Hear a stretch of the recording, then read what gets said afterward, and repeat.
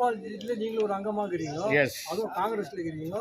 மூத்த அரசியல் நீங்களே பைக்காட் பண்ணிக்கிறீங்கன்னா இதான் நடந்துக்குது முனிசிபாலிட்டியில் வந்து பைக்கட் வந்து பட்ஜெட் மீட்டிங்கில் பட்ஜெட் மீட்டிங்னாங்க. ஆல்ரெடி நான் வந்து ஃபஸ்ட்டு கொஸ்டின்ஸ் கேட்டேன். பிஎம்எல்லுடைய டேக்ஸ் அமௌண்ட்டு எவ்வளோ அமௌண்ட் எத்தனை கோடி வந்துச்சின்னு கேட்டான். 14 கோடின்றார், ஒரு 16 கோடின்றாரு. ரைட், 16 கோடியில் வந்து 4.5 கோடி லைட்டுக்கு போச்சுன்னு சந்தோஷம். பேலன்ஸுக்கிற அமௌண்ட்டு கணக்கிலே இல்லைன்றாங்க. கணக்கில் இல்லைன்ன பிறகு நான் இந்த மீட்டிங்கில் இருந்து பிரயோஜனம் இல்லை. இது போல் நிறையா ஊழல் நடக்குது.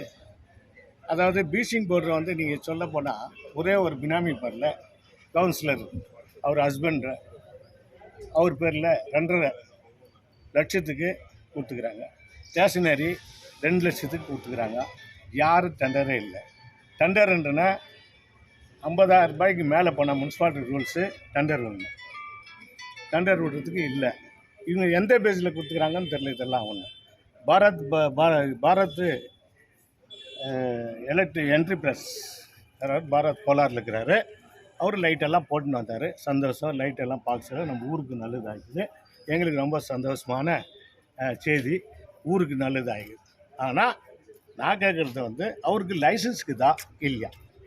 நான் கேட்ட கேள்விக்கு ஆன்சர் கொடுக்கலன்னு. லைசன்ஸ் இருக்குதா இல்லையா. லைசன்ஸ் கூட வந்து அவர் ஏற்கனவே முனிசிபாலிட்டியில் எதுனா ஃபர்தர் முனிசிபாலிட்டியில் எதுனா ஒர்க் பண்ணலையா. எந்த பேஸில் கொடுத்துக்கிறேன், எந்த டெண்டர் இல்லாத அதை வந்து நீங்கள் கொடுத்துக்கிறீங்க. இது பினாமி பேரில், அது கூட பினாமி பேரில் தான் ஆகிக்கிறது. அது யாரோ ஒருத்தர் ரெக்கமெண்ட் பேஸில் இந்த டெண்டரு ஆகிக்குது. ரைட்டு ஆயிடுத்து. அந்த 4.5 கோடிக்கு வரத்து புல் ஆகிக்குது. ஊர் ஃபுல்லாக வெளிச்சமாகுது. அதுக்கு நம்ம நன்றி சொல்கிறோம். பேலன்ஸ் அமௌண்ட்டு 10 கோடி எங்கே போச்சு, என்ன ஆகிக்குது, இதுக்கு ஆன்சர் கொடுக்கல. புக்கு கேட்டால் புக்கு எடுத்துன்னு வரலான்றாங்க. இன்னொன்று நான் போயிட்டு இந்த கவுன்சிலர் பற்றி நான் பேசுகிறேன். அட்டாக்குன்றாங்க. அவர் கவுன்சிலரு ஷாலினி அம்மா சொல்லிட்டு என்னை அட்டாக் பண்ணிட்டார். அட்டாக்னா என்ன மீனிங்ன்ட்டு எக்ஸ்எம்எல்ஏ ராஜேந்திரன் பேசினார். அவருக்கு நான் தேங்க்ஸ் சொல்கிறேன். அட்டாக்குனா என்ன, உன்னை வந்து அட்டாக் பண்ணுறது வேறு. ஒரு அராஜகம் பண்ணி உன் கத்தி தூக்கினது தான் அட்டாக்கு.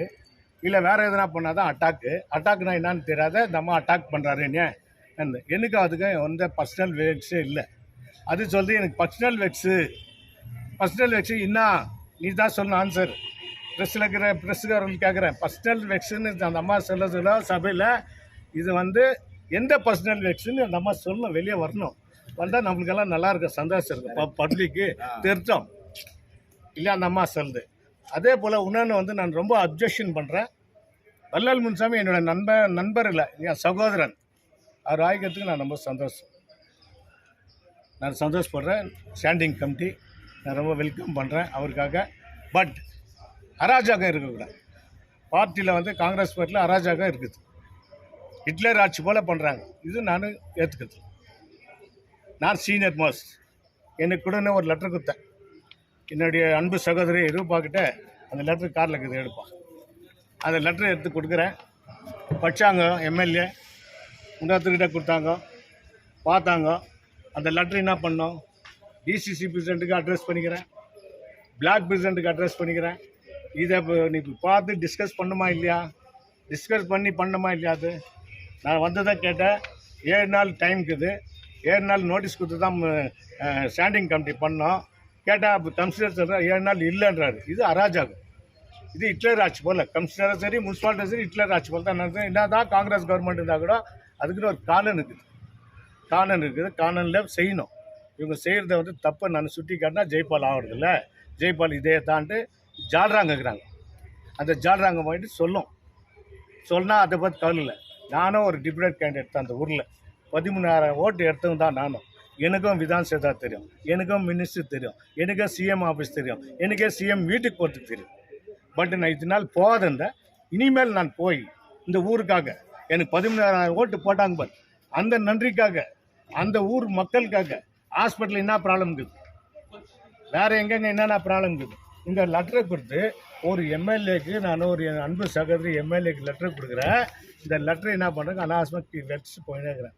இப்போ இந்த அட்லீஸ்ட் இந்த காங்கிரஸ்ன்ற மோனோகிராஃபுக்கு அதுக்கு நான் ஒரு ரெஸ்பெக்ட் கொடுக்கணும். அன்னைக்கு சோனியா காந்திக்கு அதுக்கு நான் ஒரு ரெஸ்பெக்ட் கொடுக்கணும். ராகுல் காந்தி எதிர்க்கட்சி தலைவர், அதுக்கு நான் ஒரு ரெஸ்பெக்ட் கொடுத்துக்கணும். இல்லை அண்ணன் இந்திரா காந்தி, இந்த நாட்டை காத்த இந்திரா காந்திக்கு நான் ஒரு லெட்டர் கொடுக்கணும். வெஸ்ட் இப்படி அனாவசியமாக போனால் இந்த லெட்டர் நான் எடுத்துட்டேன். இதுதான் நம்ம ஊருடைய கலாச்சாரம், காங்கிரஸுடைய கலாச்சாரம். எம்எல்ஏ இப்போ எகெனிஸ்டா, காங்கிரஸ் எகெனிஸ்டா? காங்கிரஸ் எகேஷன் இல்லை, இப்போ நீங்கள் சொல்கிற எகேஷன் அந்த அம்மா லெட்டர் மடிக்கணும் இல்லையா? யார் கொடுத்தாலும் காங்கிரஸ்கார், ஒர்க்கர் கொடுத்தா கூட இந்த ஒர்க்கர் ஒரு ஓட்டு போட்டான் பார் காங்கிரஸ்காரு, அந்த ஓட்டு தான் இன்றைக்கி எம்எல்ஏ தானாக வந்து குச்சி இல்லை. நான் எம்எல்ஏ எனக்கு விரோதம் இல்லை, அதான் கூட சொல்லிடுறேன். நீங்கள் எம்எல்ஏ நினச்சிருக்கலாம். எம்எல்ஏ வந்து யார், நான் கூட எம்சி எனக்கு ஓட்டு போட்டுக்கிறாங்கன்னா மக்கள் போட்டு தேர்ந்தெடுத்து தான் ஓட்டு. தானாக வந்து நான் எம்சின்னு சொல்லிக்கிறது இல்லை. இதில் அராஜகம் இருக்கக்கூடாது. இந்த லெட்டருக்கு ரெஸ்பெக்ட் கொடுக்கணும். நான் ஒரு சீனியர் மோஸ்ட்டு, இதை நீ என்ன பண்ணிக்கணும், நிதானம் பண்ணி. ஏன் நீ 4 வருஷமாக பண்ணல? நான் கேட்குற கேள்வி ஒன்றே, 4 வருஷமாக ஏன் பண்ணல? 4 வருஷத்துக்கு 4 பேருக்கு நீ பண்ணியிருந்தானா 4 பேர் பெனிஃபிட் அனுப்பிச்சிக்குவான். 4 பேரில் சந்தோஷம் கொடுத்துக்கலாம். ஒன்று மாணிக்க கொடுத்துக்கலாம், ஒன்று ஜெய்பால் கொடுத்துக்கலாம், இல்லை இன்னும் யாருக்குன்னா சாந்தி கஷ்டப்பட்ட கவுன்சிலர் கொடுத்துக்கலாம். இப்போ ஒரு 5வது வருஷம் நீ மல்லல் கொடுத்து சந்தோஷம் 5 பேர் கொடுத்துக்கலாம். 4 காணுக்கு கொடுத்துக்கலாம். 4 வருஷமா நீங்க கேட்டீங்களா? 4 வருஷமா கேட்டுருந்தாக்கிறோம். இதை பற்றி கவலை இல்லாத இப்போ மாட்டேன் நான் அக்கறை வந்துச்சு. இதுக்கு என்னத்துக்கு இப்போ மாட்டேன் அக்கறை வந்துச்சு? இன்னும் 6 மாதத்துக்கு சொல்லி என்னத்துக்கு அக்கறை வந்துச்சு? என்ன ரீசன்னு? பினாமி கான்ட்ராக்ட் பேர் என்ன? யாரு பினாமி கான்ட்ராக்ட்? லைட் இது யாரு? லைட் இது பாரத். நான் பாரத்தோட பாரத் என்டர்பிரைஸ்னா பாரத் தான். அவர் தான் பினாமி பேரில் அவர் எடுத்துக்கிறாரு. ஸ்டேஷனரி நந்தா கவுன்சிலருடைய ஷாலினியோடைய ஹஸ்பண்ட் நந்தா எடுத்துக்கிறாரு. அவர் பேரில் இல்லைன்னு சொன்னார். அவர் இல்லைன்றாரு, நான் ப்ரூவ் பண்ணுறேன். வினோத் பேரில் எடுத்துக்கிறாரு. அவர் பேரில் எடுக்கிறதுக்கு ரூல்ஸ் இல்லை, ஆனால் வினோத் பேரில் எடுத்துக்கிறாரு. இங்கே வந்து கொடுக்கணுன்ட்டு நான் கேட்குறேன். சிங்கிள் மேனு நீ அனுப்புறது தப்பு. 4 பேர் கன்சல்ட் பண்ணி போடணும். நீ வந்து எல்லாத்துக்கும் வந்து உட்கார வச்சுட்டு நீ தான் எல்லாம் வாய் மூடணும், பேசணும். நான் இல்லை, அப்படி நான் கை நாட்டு இல்லை. எனக்கு ஒரு இதுக்குது. லோகாயத்துக்கு போகிறேன்னு சொல்லி கண்டிப்பாக லோக்காயத்துக்கு போகிறேன். லைட்டு போக முனிசிபாலிட்டியில் எடுத்து நீ